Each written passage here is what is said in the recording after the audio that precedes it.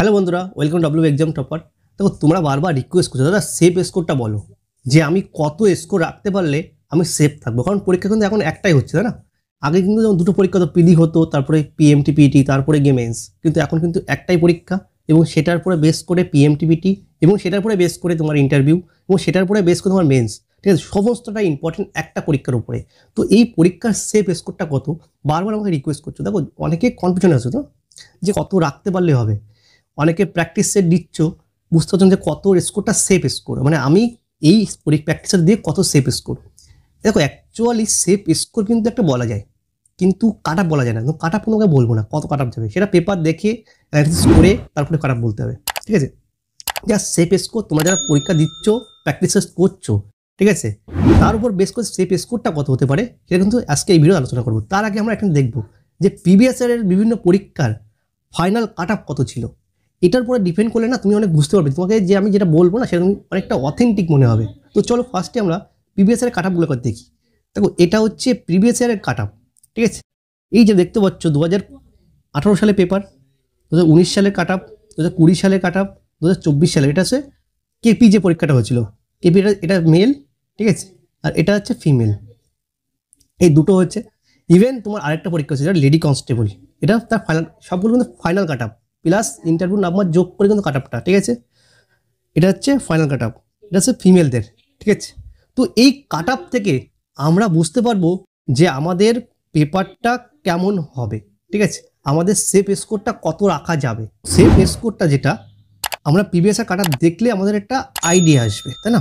দেখো, ভালো করে কাট আপটা ভালো করে দেখো, তাহলে তোমরা বুঝতে পারবে যে সেফ স্কোরটা তোমাদের কত থাকা উচিত। দেখো, এই সময় যে ভ্যাকান্সি ছিল সেটা প্রায় অ্যাপ্রক্সিমেট 8,000 প্লাস ছিল। ঠিক আছে, এই সময় 8,000, 8,500 প্লাস ছিল। ঠিক আছে, এই সময় কিন্তু 7,000 ছিল, সামথিং 7,000 প্লাস ছিল।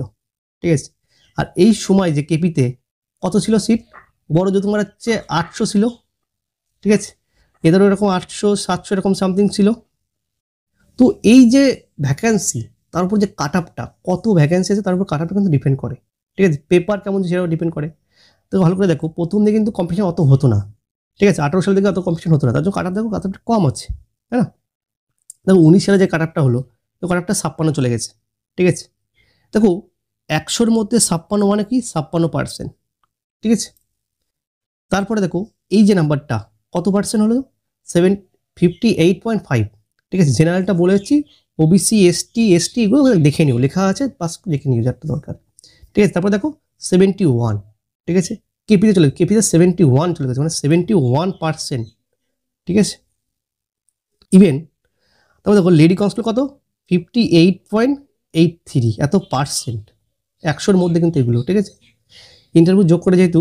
আদৌ কেপিতে দেখো, অনেকে বলে যে মেয়েরা পড়াশোনা করে না, মেয়েদের কাট আপটা কম যায়। দেখো কাট আপটা কোথায় কম যাচ্ছে, দেখো যখন মেয়েদের পরীক্ষা হচ্ছে তখন কাট আপ দেখো কত বেশি যাচ্ছে। ঠিক আছে, এখন কিন্তু কাট আপ আর কম যায় না। আগে যেমন যেমন এইখানে ক্ষেত্রে কি হয়েছিল, মেয়েদের কাট আপ গেছিল 14, পিলিতে কাট আপ গেছিল 14। তো সেই জায়গা কিন্তু আর নেই। ঠিক আছে, তো তোমরা কাট আপ থেকে একটা বেস তুমি ভালো করে দেখো যে কাট আপগুলো কত পার করছে না। দেখো 70% বেশি পার করছে না, পার করছে কি প্লাস ইন্টারভিউ যোগ করে কিন্তু 70% পার করছে না। তো আমরা বলতেই পারি যে সেফ স্কোর কত থাকা উচিত। ঠিক আছে, দেখো সেফ স্কোরটা যদি আমাকে যদি বলো যে সেফ স্কোর কত হতে পারে, সেফ স্কোর 70%। ঠিক আছে, এবার 85-এর 70% কত আসে, তাই না? এটা 59.5 এরকম ধরলাম, 60ই ধরলাম। এই 60 নম্বর কিন্তু সেফ স্কোর। যারা 85-এ প্র্যাকটিস সেট করছো, প্র্যাকটিস সেট দিচ্ছ, তাদের যদি 50-60 আসে, তুমি অবশ্যই সেফ জোনে আছো। দেখো এরপরে তোমার কি যোগ হবে, 50 নাম্বার তোমার ইন্টারভিউ নাম্বার যোগ হবে। ঠিক আছে, এইটা তোমার ধরো ইন্টারভিউতে তোমার কত পাস পেতে হবে, 10 পেতে হবে বা 8 পেতে হবে।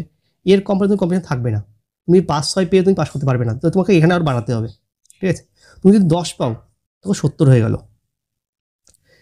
যেহেতু এবার ভ্যাকান্সি কত 11,000 সামথিং আছে, তার জন্য কিন্তু কাট আপটাও কিন্তু একটু কম যাবে। তাহলে কি সেভ স্কোর কি তাহলে 60 রাখতে হবে? অবশ্যই সেভ স্কোর তোমার 60 রাখলে তুমি গ্রান্টেড, তুমি চোখ বুঝে ঘুমাও, এবার তুমি রান প্র্যাকটিস করো, তুমি ইন্টারভিউ প্র্যাকটিস করো, ব্যাস। এই 60 নাম্বারটা তোমাকে তুলতে হবে 85-এর মধ্যে, এটাই তোমার সেভ স্কোর। এটাই তুমি রাখতে পারলে তোমার আর কিছু লাগবে না। ঠিক আছে। এবারে এই 60% নাম্বারটা কী করে তুলবো, তার জন্য আমাদের স্ট্র্যাটেজি কী হওয়া উচিত, ঠিক আছে। দেখো আমাদের স্ট্র্যাটেজি কিন্তু একটা, যেটা মেইনলি যেটা কমন সবাই ফলো করে, যে আমি তোকে সেটাই বলবো যেটা আমি ফলো করেছিলাম, বাকিরা ফলো করে সেগুলো তোমাকে বলছে।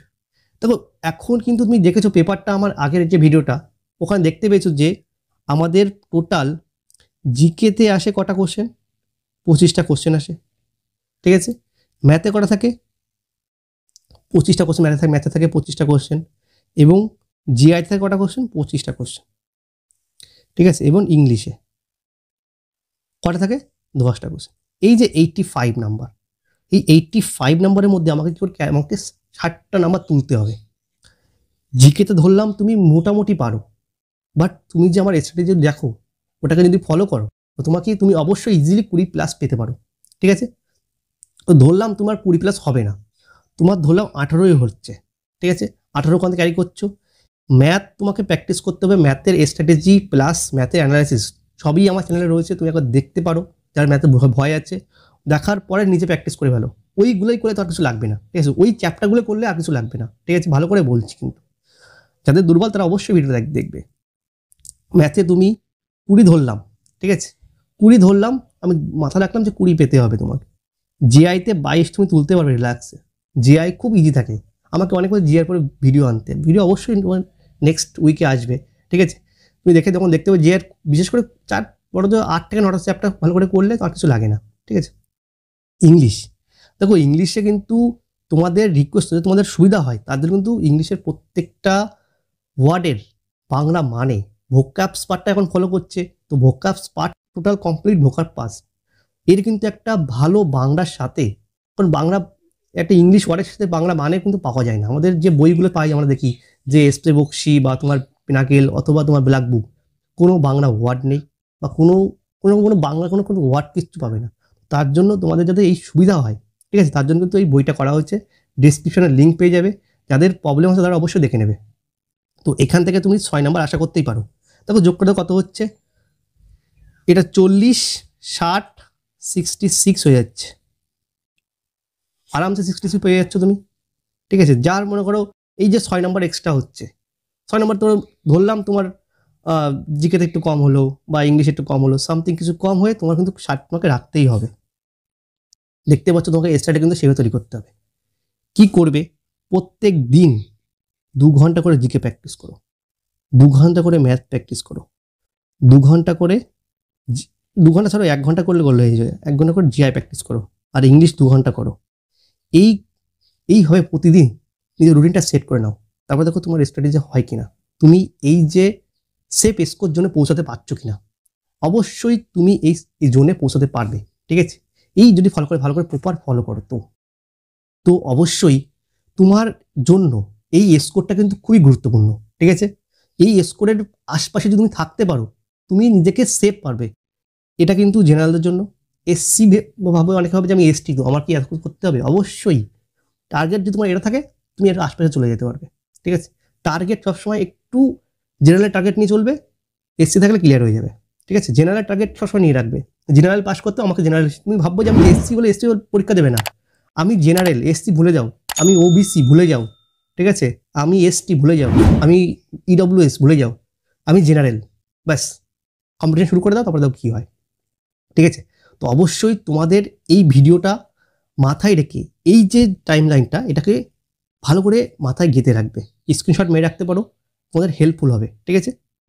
আরেকটা জিনিস, তোমাদের এই ভিডিওটা, ঠিক আছে, অবশ্যই তোমার কত সেভ স্কোর আসছে, ঠিক আছে, ইভেন তুমি কি করে নিজেকে ইমপ্রুভ করবে তার উপরে একটা কমেন্ট জানাবে আমাকে, ঠিক আছে। আমি প্রত্যেকের কমেন্টটা রিপ্লাই করবো।